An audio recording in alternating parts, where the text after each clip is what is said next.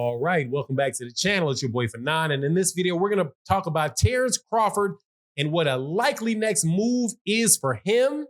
Was speculated by his camp and something that has actually been offered to him and may take place, and that is if the fight with Errol Spence Jr. does not take place. Let's talk about that in this video.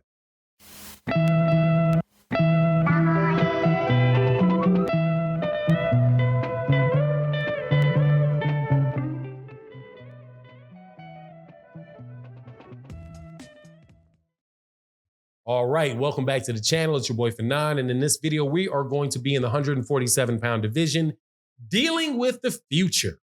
If this Errol Spence Jr. Terence Crawford fight does not take place, what is going to happen with Terence Crawford?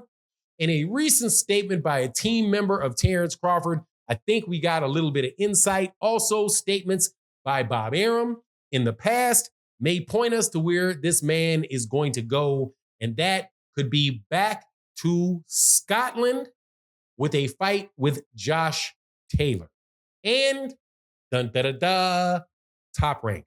Now, before I get into that, let me welcome you back to the channel. If you are new to the channel, please hit that subscribe button so you can be notified of when we release more videos. If you are a longtime subscriber and supporter of the channel, thank you so much for your support. Really does mean a lot. Shout out to my supporters like Deborah Booker, who's always supporting the channel. Zenith 360 in the building. Thank you guys so much for continuing to support in the super chat and the super thanks. Really does mean a lot. Thank you guys. Let's get it going. All right, so Terence Crawford is still maybe in negotiations with Errol Spence Jr. However, at this point in time, boxing fans, supporters of the channel, I think it is really time for us to start looking about what is going to happen if this fight does not go through. The date of today is 9/29. The fight was rumored to be targeted towards November 19th. That is in less than 6 weeks with no fight announcement. It may be announced next week or what have you, but seeing as Terence Crawford's camp is still acting or sounding as if, they've not agreed to things, that Errol has not agreed to things, and there's not a lot of silence on that side of the camp, man, it's time to start looking about, okay, man, if you don't make this, if you're not going to fight each other, what is going to happen? Because these are the two of the best fighters in the world of boxing. And from my point of view as a boxing fan, and I want to say this before I get into a little bit more detail, I don't care what they do next at this point. I just want to see him fight. I want to see Terence Crawford fight. I hope it's on pay-per-view. I will pay the money like I always do. I'm not going to call a man a duck if he doesn't take the fight, because if they didn't agree, they didn't agree at this point. No time, no word, no need to throw around any more mud that's already been thrown around.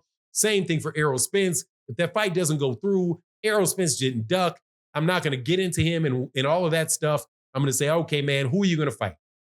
So, was listening to a live stream by one of the best I'm telling you, man, Bernie the Boxer, who was out of Terence Crawford's camp. I say this every time I talk about his channel. Man, make sure you guys go subscribe to that. When he's not talking about Terence Crawford, the guy is very, very knowledgeable about the sport. And he said something that I thought I agreed 100% with. And he said, look, man, if this thing is not going to go on, I just as soon go over to the UK, and I just as soon have Bug go over to the UK, fight that kid, Josh Taylor, stay active, let everybody keep your name in front of everybody, get that fight going. And then we go back to the drawing board from there. And I agree 100%. But not only that, if you look at what's going on with Terence Crawford and Bob Arum, if you don't recall, Bob Arum had a lawsuit that was filed against him by Terence Crawford. They had different procedural things took place. But as of now, and it's been over a month, right? I didn't say this originally. I said, I'll hold off my judgment for a while. It doesn't seem as if that case got refiled by Terence Crawford, and Bob Arum feels like, okay, it's just been dropped and they've moved on. If that is the case, that means that offer probably is still in play for Bob Arum, who said before all that stuff happened with Terence Crawford, that he wanted Terence Crawford to fight Josh Taylor, that they thought that Terence Crawford going over to the UK to fight Josh Taylor would be a very, very big money, would be a big money fight. And over there, because Josh Taylor has a big crowd, Terence Crawford is a big name, and those guys could probably do something over there that could make a considerable amount of money. And I do believe that is a very very high probability, because Josh Taylor probably has one fight left against. I think he has the Jack Cottrell rematch that he decided to take. He dropped 2 of those belts. He's going to be moving up to 140 pounds, up to 147 pounds. To have the opportunity of Josh Taylor fighting Terence Crawford over there in the UK, for Bob Arum to be able to get that WBO welterweight title with Top Rank, that could be enough of an enticement for Bob Arum to offer Terence Crawford a good enough money to make it worth his while. And again, from my perspective, it would be an opportunity to see Terence Crawford fight this year.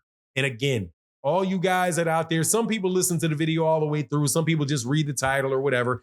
And whoever you are, but at this point in time, if you listen this far, you should understand that I like Terence Crawford. I don't wish Terence Crawford any ill will. Do not. And again, if the fight with Errol Spence Jr. is not made, I'm not going to blame Terence Crawford for it, because honestly, I believe Terence Crawford wants to fight. I believe Errol Spence Jr. wants to fight. I do believe that there's a lot of that while people don't like to talk about the business of boxing, that is something that the dollars and cents of it, the debit and credits of it, related to the fight, are serious considerations that have to come into play. And the risk that promotional companies take, the networks take with the fighters that they've invested money in over a period of time, all those things definitely do come into play, and have in the past prevented fighters that have legitimately wanted to fight each other from fighting each other. I believe that took place with Floyd Mayweather Jr. and Manny Pacquiao for years. I think that took place with Deontay Wilder and Anthony Joshua. A little less confident about Anthony Joshua wanting that fight at the time, but seeing as now Anthony Joshua proved he wanted to jump back in there with Alexander Usyk right away after losing, and himself is contemplating fighting Tyson Fury coming off of 2 losses. Hey man, that dude might have actually fought Deontay Wilder if the business of it could have been, really could have been worked out. But, so I'm not faulting him. And actually, again, at this point in time, I just say, look, this is the year 2022. Can we end this year with a bang? 2022, get a fight set up for Errol. If the Josh Taylor fight takes place in the first few months of 2023, but, within a month and a half, 2 months of Errol Spence Jr. fighting whoever he fights next, I would rather do that than just say, okay, we're going to wait around until February or March or something like that for the fight to take place between Errol and Terence. Because I don't think a fight that big is going to take place in the January, February timeframe, with the NFL going at, with the NFL playoffs and Super Bowl going on at, full blast on Saturdays and Sundays.